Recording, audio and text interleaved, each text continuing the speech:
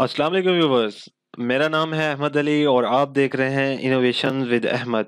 तो आज की इस वीडियो में हम इंसर्ट टैब के नेक्स्ट रिबन्स को कवर करने की कोशिश करेंगे। लास्ट 2 वीडियोस में हमने इंसर्ट टैब के टेबल्स, इलस्ट्रेशंस, एड-इन्स एंड चार्ट्स के रिबन्स को कंप्लीट किया था। आज के इस लेक्चर में हम 3D मैप के एक टूअर्स रिबन है उसको क्लियर करेंगे। Spark lines, filters, links and symbols, in ribbons को हम इंशाल्लाह इस वीडियो में कवर करेंगे और इसी तरह हम इंसर्ट टैब को भी कंप्लीट करेंगे। लास्ट वीडियो में हमने चार्ट्स रिबन पे एक कंप्लीट डिस्कशन की थी, जिसमें हमने चार्ट्स को किस तरह अप्लाई किया जाता है, चार्ट किस तरह वर्किंग करता है, चार्ट्स के डेटा को बैक एंड पे किस तरह मैनेज किया जाता है, और उसके अलावा चार्ट्स को डिफरेंट डिफरेंट टाइप के चार्ट्स कैसे कैसे अप्लाई किए जाते हैं। तो इस वीडियो के स्टार्ट में मैं चार्ट्स की प्रॉपर्टीज़ को भी कवर करूंगा और उसके बाद इंशाल्लाह हम इंसर्ट टैब के जो नेक्स्ट रिबन्स हैं जिसमें टूअर्स, स्पार्क लाइंस वगैरह है, इंशाल्लाह हम उसको कवर करेंगे। तो चार्ट्स को हम सबसे पहले लगाने के लिए टेबल्स को सिलेक्ट करेंगे और इसमें इंसर्ट करेंगे एक बार चार्ट। 2D में भी आप लगा सकते हैं, 3D में भी। तो आप इस पे एक 2D चार्ट अप्लाई करते हैं सिंपली, और इसमें हम इसको डाटा लेबल्स भी अप्लाई कर देते हैं और इसके ऊपर भी डाटा लेबल्स अप्लाई कर देते हैं, और हम इसका थोड़ा सा साइज भी बढ़ा देते हैं। सिंपली इस चार्ट की एक प्रॉपर्टीज़ है कि आप इसके बार्स के अंदर किस तरह कलर्स को चेंज कर सकते हैं, और इसके डिज़ाइन के लिए तो ये एक ऊपर डिज़ाइन और फॉर्मेट की टैब ऑलरेडी मौजूद है, लेकिन इसकी प्रॉपर्टीज़ जो चार्ट की खुद की प्रॉपर्टीज़ है वो कहाँ है। आप चार्ट के ऊपर डबल क्लिक करेंगे तो देखें चार्ट फॉर्मेट, चार्ट एरिया। अब चार्ट एरिया का जो फॉर्मेट है उसको आप किस तरह चेंज कर सकते हैं। सबसे पहले हमारे पास आ जाता है फिल एंड लाइंस। आप बेसिकली फिल की ड्रॉप डाउन को एक्सपेंड करें और इसमें देखें कि इस टाइम ऑटोमेटिक फिल है, जितने भी हमारे बार्स हैं ये ऑटोमेटिकली फिल हैं, और ये देखें यहाँ पे ब्लू कलर्स है। इन बार का कलर्स मैं यहाँ से चेंज कर सकता हूँ एज़ पर डिज़ायर, जैसा मैं चाहता हूँ। उसके अलावा मैं इसको कोई, ये क्योंकि अब ये सॉलिड फील्ड है, ऑटोमेटिक करने के लिए मैं इसे ऑटोमेटिक अप्लाई करूँगा। बाय डिफ़ॉल्ट जो एक्सेल की बैक एंड पे सेटिंग्स होंगी ये उसके अगेंस्ट ये कलर को खुद ब खुद उठा लेगा। इसके अलावा जो बॉर्डर्स हैं, इन क्योंकि ये बॉर्डर्स ऑटोमेटिक हैं, अगर मैं इन बार्स के बॉर्डर्स बनाना चाहता हूँ तो इसमें मैं एक सॉलिड लाइन दे दूंगा और उसको मैं रेड से सेलेक्ट कर दूंगा। तो आप देखें कि ये जितने भी बार्स हैं जिनको हमने सेलेक्ट किया हुआ था तो उनके बॉर्डर्स रेड फॉर्म में आ गए हैं। इसके अलावा हमने इस चार्ट एरिया पर बॉर्डर अप्लाई किया, यहाँ पर रेड फॉर्म में आपको शो हो रहा होगा। इसकी ट्रांसपेरेंसी को कंट्रोल कर सकते हैं हम यहाँ से। जितनी हम इसकी ट्रांसपेरेंसी बढ़ाते जाएंगे तो इस बॉर्डर की ट्रांसपेरेंसी उतनी बढ़ती जाएगी, और अगर हम इसको 0 पर रखेंगे तो ये सॉलिड फॉर्म में शो होगा। इसके अलावा हम इसकी विड्थ को कंट्रोल कर सकते हैं, बढ़ा सकते हैं, कम कर सकते हैं, और इसके अलावा हम इसकी कंपाउंड टाइप, इसमें किस तरह का हम बॉर्डर रखना चाहते हैं, और इसके अलावा डैश टाइप हम अब क्योंकि हमने ये एक सॉलिड लाइन ली हुई है हम इसको डैशेस फॉर्म में भी ले सकते हैं। इसके अलावा जो इसके एजेस होंगे वो हमारे पास राउंड हों, बेवल हों, हमारे पास इस टाइम ये राउंड शो हो रहे हैं, ये देखें। और इसी तरह हम इसमें डिफरेंट कलर्स को, ट्रांसपेरेंसी को चेंज कर सकते हैं, राउंड कॉर्नर्स कर सकते हैं। आप देखें इस तरह आप फॉर्मेट चार्ट एरिया की मदद से अपने चार्ट के फॉर्मेट को बेटर कर सकते हैं, ब्यूटीफुल कर सकते हैं, आप उनकी प्रॉपर्टीज़ को चेंज कर सकते हैं। यहाँ पर हमारे पास चार्ट के पास एक 3 आइकन्स आपको नज़र आ रहे हैं। सबसे फर्स्ट आइकन में आप चार्ट के जितने भी एलिमेंट्स हैं उनको हाइड और अनहाइड कर सकते हैं। यहाँ पर देखें कुछ एलिमेंट्स अनहाइड किए हुए हैं और कुछ एलिमेंट्स हाइड हैं। आप जिन एलिमेंट्स पे टिक लगाते जाएंगे वो अनहाइड होते जाएंगे, और जिनके ऊपर टिक नहीं है वो हाइड है। तो बेसिकली हम यहाँ पे एक्सेस टाइटल्स को अगर अप्लाई करेंगे तो देखें हमारे पास एक्स और वाई एक्सेस दोनों के नेम्स हम लिख सकते हैं कि एक्स एक्सिस में क्या है और वाई एक्सिस में क्या है। इसी तरह डेटा टेबल है उसको हम यहाँ पे जो डेटा हम लेबल कर रहे हैं बार्स के ऊपर हम उसको डाउन साइड पे भी शो कर सकते हैं। उसके अलावा यहाँ पे एरर्स बार्स हैं उनको शो कर सकते हैं। ग्रिड लाइंस जो हमने पहले डिलीट की थी उनको अब हम यहाँ से हाइड और अनहाइड कर सकते हैं। यहाँ पे हम लेजेंड्स, जो हमारे पास लेजेंड्स शो हो रहे हैं, इसको कम्युनिकेट करने के लिए जो हमें इन्फॉर्म कर रहे हैं कि ये सीरीज़ 1 और सीरीज़ 2 क्या है, हम इसको यहाँ से रीनेम करके अपनी इन्फॉर्मेशन के लिए यहाँ पे लिख सकते हैं कि जो ब्लू बार्स हैं वो इस टाइम मार्क्स को शो कर रही हैं और ऑरेंज बार्स ऑब्टेन्ड मार्क्स को शो कर रही हैं। اس کے علاوہ ہمارے پاس لاسٹ میں ہے ٹرینڈ لائن. ہم فیوچر فورکاسٹنگ اس میں کر سکتے ہیں. ٹرینڈ لائنس کی ڈفرینٹ ٹائپس ہے. آپ ٹرینڈ لائن کس پہ لگانا چاہتے ہیں؟ سیریز 1 پہ کہ سیریز 2 پہ؟ سب سے پہلے آپ کو معلوم ہونا چاہیے سیریز 1 کے اندر بلو بارز ہیں، سیریز 2 کے اندر اورنج بارز ہیں. میں سیریز 1 کے اوپر اس کو اپلائی کرتا ہوں تو دیکھیں یہاں پر ایک فورکاسٹنگ سٹارٹ ہو گئی ہے کہ یہ ہمارا جو بھی چارٹ ہے یہ ان فیوچر، کیونکہ یہ تو مارکس ہیں یہ سیم ہے تو اس وجہ سے یہ ایک پلان ہمارے پاس ٹرینڈ لائن آئی ہے. اور اگر میں اس کو ٹرینڈ لائن کو اپلائی کرتا ہوں فار ایگزامپل اور میں اس کو سیریز 2 کرتا ہوں تو یہاں پہ دیکھیں کہ ہماری ٹرینڈ لائن شو کر رہی ہے کہ آپ کی جو کلاس کے مارکس ہیں وہ ڈاؤن ہوتے جا رہے ہیں. اس کے بعد فارمیٹ چارٹ ایریا میں سیکنڈ سلیکشن جو ہمارے پاس آتی ہے اس میں آپ چارٹس کی جتنی بھی فارمیٹنگ ہے وہ کر سکتے ہیں. اس میں آپ چارٹس کو کتنا شیڈو دیکھنا چاہتے ہیں. فار ایگزامپل میں نے شارٹ ایریا کو سلیکٹ کیا اور میں اس کے شیڈو کو انکریز کرنا چاہتا ہوں تو دیکھیں آپ کو ایک اندر کی طرف شیڈو فیل ہو رہی ہوگی کہ یہاں پر چارٹس کی ان سائڈ ایک شیڈو شو ہونا سٹارٹ ہو گئی ہے. اس طرح آپ اس کو یہاں سے اس کے شیڈوز کو کنٹرول کر سکتے ہیں، ٹرانسپیرنسی کو بڑھا سکتے ہیں، کم کر سکتے ہیں. جو آپ نے شیڈوز اپلائی کیے ہیں اس کی ٹرانسپیرنسی کتنی ہونی چاہیے، بلرز، اینگل، ڈسٹینس، اور یہ چیز آپ یہاں سے 3D فارمیٹ میں آپ بیولز کو سیٹ کر سکتے ہیں کہ ہر بیولز کی وڈتھ کتنی ہو، ہائٹ کتنی ہو. تو اس کے بعد یہاں پہ آپ مٹیریل اور لائٹنگ وغیرہ کو ایڈجسٹ کر سکتے ہیں کہ آپ یہاں پہ کوئی مٹیریل شو کرا رہے ہیں تو اس کو 3D فارم میں آپ کس طرح شو کروانا چاہتے ہیں. تو اس کے علاوہ ہمارے پاس تھرڈ سائز آ جاتا ہے. سائڈز میں آپ سائز ایڈجسٹ کر سکتے ہیں اس باکس کا. اس ایٹ اے ٹائم یہ 4.29 انچ اس کی ہائٹ ہے اور 9.57 انچ اس کی وڈتھ ہے.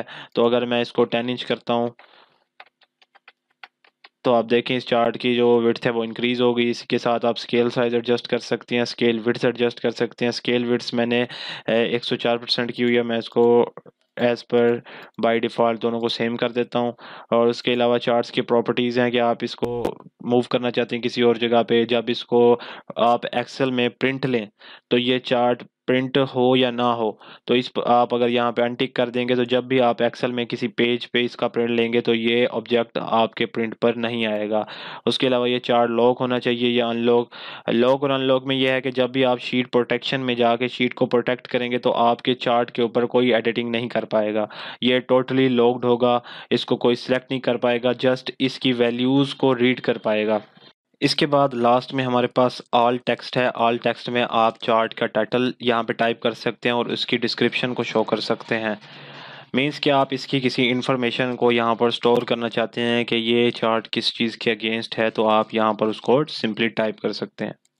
چلیں تو ویورز ہم اب سٹارٹ کرتے ہیں نیکسٹ ریبن کو. نیکسٹ ریبن ہمارے پاس ہے ٹورز کا. ٹورز میں ہم 3D میپ کا ٹور لیں گے. ہم اس کے اندر ایک فیسلٹی ہے ایکسل کے اندر کہ آپ یہاں سے 3D میپ اوپن کر سکتے ہیں اوور آل ورلڈ کا، اور اس میں یہ پروسیسنگ میں تھوڑا سا ٹائم لے گا.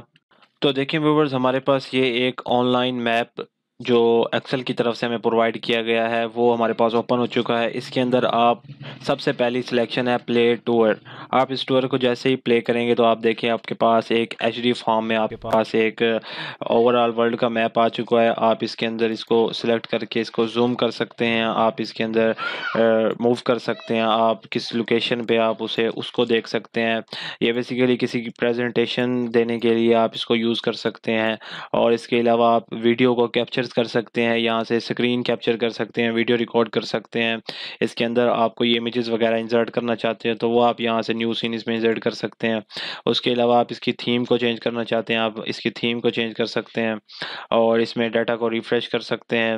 اور اس کے اندر جو سب سے بیٹر آپشنز ہیں وہ یہ ہیں کہ آپ اس میپ کے اندر اپنے لیبل کریں اپنے کنٹریز کو، اور جب اس میں آپ لیبل کریں گے تو یہاں پر کنٹریز کے نیمز سٹارٹ ہو جائیں گے شو ہونا. تو ہم بیسیکلی پاکستان سے ہیں تو ہم اپنے پاکستان کی طرف جاتے ہیں تو یہ ویورز ہمارے پاس پاکستان ہے. اس کے علاوہ آپ اپنی لوکیشن کو فائنڈ کرنا چاہتے ہیں تو سمپلی آپ اپنی لوکیشن ٹائپ کریں گے. یہاں پہ کوئی ٹیکسٹ باکس دینا چاہتے ہیں تو یہ آپ کے پاس ایک پورا ماڈیول بن جائے گا. اسے آپ سیو کر سکتے ہیں جب بھی آپ کسی پریزنٹیشن کو دینا چاہیں. اور فار ایگزامپل آپ آرمی میں ہیں تو آپ اس کے اندر یہ فیسلٹی ہے کہ آپ یہاں سے اس کو ڈیفائن کر سکتے ہیں کہ ہم کس راستے سے کس طرح جائیں گے اور ہمارا کیا پلان ہوگا. تو یہ سب چیزیں اس میں آپ ڈسکس کر سکتے ہیں. نیکسٹ ریبن ہمارے پاس اسپارک لائنز ہے. اسپارک لائن آپ یوں ہی سمجھیں کہ یہ چارٹ کی ایک فارم ہے. اسپارک لائن میں آپ کے پاس فار ایگزامپل بہت زیادہ ڈیٹا ہے، جس میں آپ وہ ڈیٹا ایک چارٹ کے اوپر اگر شو کروائیں تو وہ آپ کی اسکرین سے آؤٹ ہو جائے گا، اور اس چارٹ کے اوپر فوکس کرنے کے لیے آپ کو اس چارٹ کو کافی زیادہ دیکھنا پڑے گا. اسپارک لائن آپ کو یہ فیسلٹی دیتی ہے کہ آپ سمپلی اس ڈیٹا کو سلیکٹ کریں اور ان سب کو ایک لائن کی فارم میں دیکھ لیں یا ایک کالمز کی فارم میں دیکھ لیں، اس میں ہائیسٹ یا لویسٹ نمبر کو یا ون اینڈ لوس کو. سمپلی میرے پاس یہاں پر 4 کمپنیوں کے ڈیٹا ہیں اور ان کے شیئر ویلیوز ہیں. میں ان چاروں کی اسپارک لائنز کو دیکھنا چاہتا ہوں کہ ان میں فور کاسٹنگ دیکھنا چاہتا ہوں کہ نیکسٹ ایئر مجھے کیا فور کاسٹ مل رہا ہے کہ کون سی کمپنی پروفٹ میں جائے گی، کون سی لاسٹ میں جائے گی. تو میں سمپلی انسرٹ کروں گا اسپارک لائن.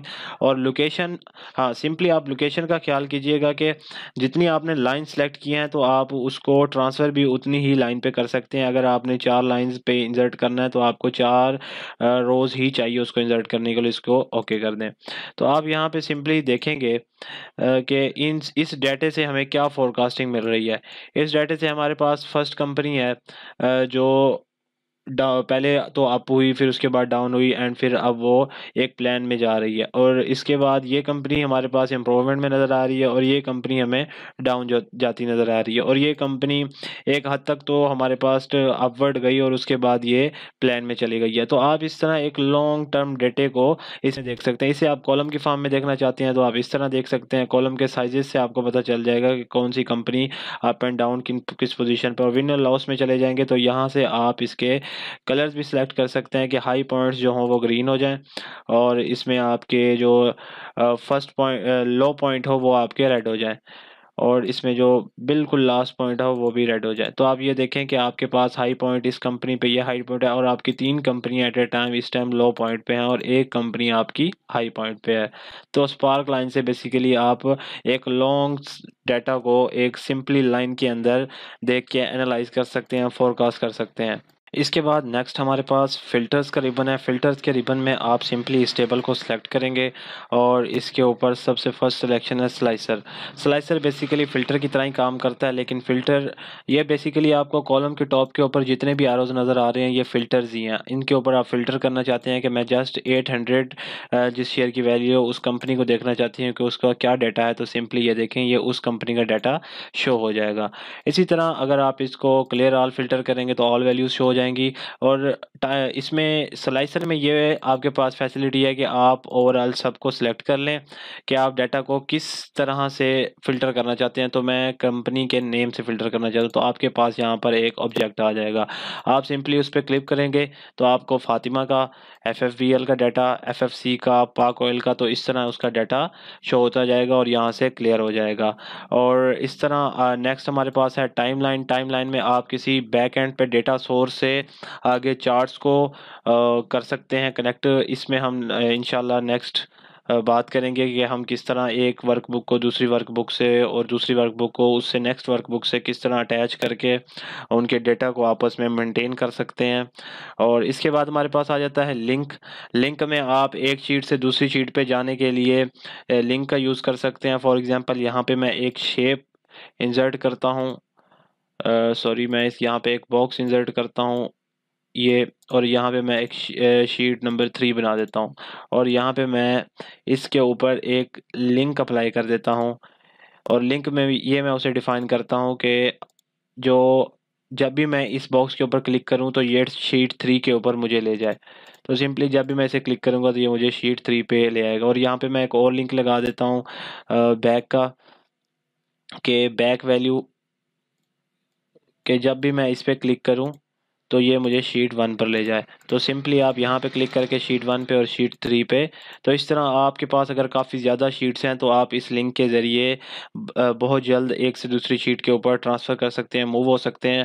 اور اس کے علاوہ آپ links out side to Excel بھی یوز کر سکتے ہیں. آپ اسی لنک کے ذریعے کسی فائل کو بھی اوپن کر سکتے ہیں. For example E mail address کو اوپن کر سکتے ہیں کہ آپ چاہتے ہیں کہ جب بھی میں اس لنک پہ کلک کروں تو یہ ای میل اس لنک کے اوپر ٹرانسفر ہو جائے. آپ نے جو بھی ای میل یہاں پہ لکھی ہوگی تو وہ آٹومیٹکلی وہاں پہ چلی جائے گی. اس کے علاوہ ڈاکومنٹس میں آپ کوئی ڈاکومنٹس اوپن کرنا چاہتے ہیں, آپ یہاں پہ کوئی پاتھ دے دیں گے اور وہاں سے وہ آپ اس لنک کے اوپر اس ڈاکومنٹ کو اوپن کر سکتے ہیں. اور پلیس ان دس ڈاکومنٹ کہ اس ڈاکومنٹس کے اندر موجود جتنے بھی شیٹس وغیرہ ہیں آپ اس کو اوپن کر سکتے ہیں. اس کے علاوہ آپ اس لنک سے کسی بھی ویب سائٹ پہ جا سکتے ہیں. آپ یہاں پہ کوئی بھی ایڈریس ڈال کے کسی بھی سائٹ کے اوپر آپ جا سکتے ہیں. تو سمپلی لنک اس طرح کام کرتا ہے. اس کے علاوہ ہمارے پاس نیکسٹ آپشن میں آتا ہے ٹیکسٹ میں آپ ٹیکسٹ باکس ہم پہلے بھی ڈسکس کر چکے ہیں. ہیڈر اینڈ فوٹرز آپ کو پتہ ہے کہ آپ جب بھی کوئی پرنٹ کرنا چاہتے ہیں تو بائی ڈیفالٹ کوئی ایک ہیڈر اور فوٹر ہمارے پاس آنا چاہیے. یہ دیکھیں ہیڈر میں آپ لکھ دیتے ہیں کہ پیج 1 اور فوٹر آپ جب بھی اس کے اوپر کلک کریں گے تو فوٹر آپ کا ڈاؤن سائڈ پہ ہوگا. فوٹر میں آپ جو بھی چیز ڈالیں گے تو اس طرح جب بھی آپ کوئی پرنٹ کرنا سٹارٹ کریں گے تو ہیڈر اور فوٹر بائی ڈیفالٹ پر خود بخود ایڈجسٹڈ ہوں گے, وہ ہر پرنٹ کے پیج کے اوپر شو ہونا سٹارٹ ہو جائیں گے. اس کے بعد نیکسٹ ہمارے پاس انسرٹ ٹیب کے اندر ٹیکسٹ ریبن میں ہمارے پاس ورڈ آرٹ ہے. ورڈ آرٹ میں آپ یہاں پر ڈفرینٹ سٹائل کے فونٹس وغیرہ کو ایز دا آبجیکٹ اس کے اندر انسرٹ کر سکتے ہیں. اس کے علاوہ سگنیچر لائن آپ اس کے اندر انسرٹ کر سکتے ہیں. جیسے آپ یہاں پہ کوئی ڈاکومنٹس بنانا چاہتے ہیں اور آپ چاہتے ہیں کہ وہاں پہ ڈیجیٹل سگنیچر پرنٹس ہوں تو وہ یہاں پہ آپ اس کو ایڈجسٹ کر سکتے ہیں. ایڈ اے سگنیچر سروسز تو آپ یہاں سے آن لائن اپنے سگنیچرز یہاں پر پیسٹ کر سکتے ہیں. اس کے علاوہ آپ کے پاس ٹیکسٹ میں ہمارے پاس آبجیکٹ آ جاتا ہے. یہاں پر آپ کوئی بھی آبجیکٹ مائکروسافٹ ایلسٹریٹر سے, مائکروسافٹ گراف چارٹ سے, مطلب کہ آپ کے پاس کوئی اور سافٹ ویئر جو اس time at a time computer کے اندر ایگزسٹ ہیں وہاں سے آپ کوئی بھی آبجیکٹ اس کے اندر انسرٹ کر سکتے ہیں. اور اس کے بعد ہمارے پاس ایکویشنز میتھ میں آتا ہے. آپ کے پاس کوئی ڈیٹا ہے اور آپ اس ڈیٹے کو یہاں پہ کیلکولیٹ کرنا چاہتے ہیں. ایک آپ کے پاس فارمولاز آپ جو ایک ایکسل کی طرف سے سجسٹڈ فارمولاز ہیں آپ ان کو اس پہ اپلائی کر سکتے ہیں, یا اس کے علاوہ آپ کوئی اور فارمولا یہاں پہ ٹائپ کرنا چاہتے ہیں تو آپ یہاں پہ کوئی ایک فارمولا رائٹ کر لیں گے اور یہاں پہ اس کے اندر انسرٹ کر دیں گے. تو جب بھی آپ کے پاس اس ٹائپ کا ڈیٹا ہوگا تو آپ سمپلی اس کے اوپر ایکویشن میں جا کے اس ایکویشن کے اس کے اوپر اپلائی کریں گے تو آپ سمپلی وہاں سے اس ڈیٹا کو سلیکٹ کر سکتے ہیں. اس کے علاوہ ہمارے پاس یہاں پر سمبلز آتے ہیں اور یہاں پر آپ انسرٹ میں چلے جائیں اور سمبل میں آپ اس میں اسپیشل سمبلز وغیرہ اپلائی کر سکتے ہیں, انسرٹ کر سکتے ہیں. تو اس کے ساتھ الحمدللہ ہم نے انسرٹ ٹیب کو بھی کمپلیٹ کر لیا ہے. آپ کے کوئی بھی کوسچنز ہوں تو آپ اسے کامنٹس میں کر سکتے ہیں. کوئی بھی آپ چاہتے ہیں کہ ان ویڈیوز میں فردر امپرومنٹس ہونی چاہیے تو وہ بھی آپ کائنڈلی مجھ سے شیئر کریں. تو تب تک اپنا خیال رکھیے گا اور اپنے اس چینل کا بھی خیال رکھیے گا. اللہ حافظ.